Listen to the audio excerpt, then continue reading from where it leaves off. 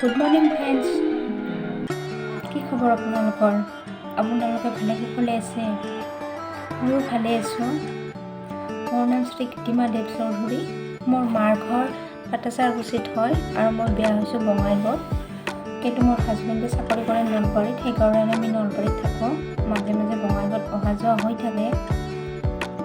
আৰু যোৱাকালি মই এটা মিনি বুলি ক'ব নোৱাৰি আৰু লং বুলিও ক'ব নোৱাৰি এটা ভিডিঅ' বনাইছিলোঁ।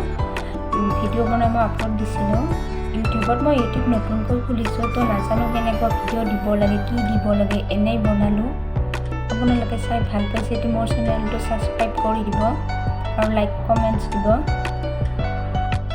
মই ৰাতিপুৱা উঠিলোঁ, মোৰ ভাগৰ কামখিনি কৰিলোঁ, কৰি এতিয়া এইটো মোৰ ৰুমত আহিছোঁ। ভাবিছোঁ ৰুমত বহিব এটা ভিডিঅ' বনাম।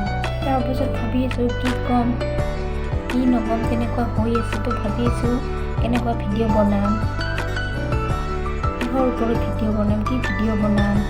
আৰু মই যিহেতু ঘৰতে থাকোঁ, মানে যেতিয়া তেতিয়া ভিডিঅ' বনাব নোৱাৰোঁ, তো মই ভাবিছোঁ যে ৰেগুলাৰ এটাকৈ হ'লেও মানে ভিডিঅ' বনাম। আৰু এইটো মোৰ ৰুম হয়, আপোনালোকক অকণমান দেখাই দিছোঁ। এইটো ৰুম হয়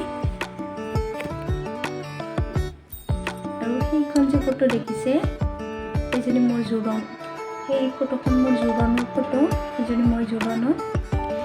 এতিয়া দুপৰীয়া হৈছে, মই অকণমান তলত আহিছোঁ, এতিয়া বহুত ৰ'দ দি আছে।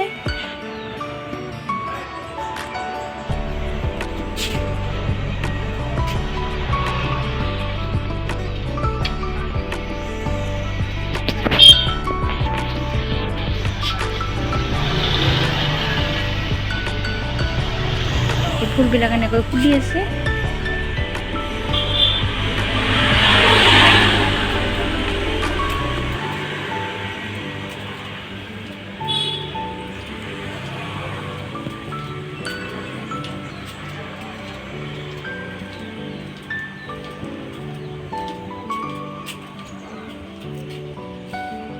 এইবিলাক এনেকৈ লাগি আছে।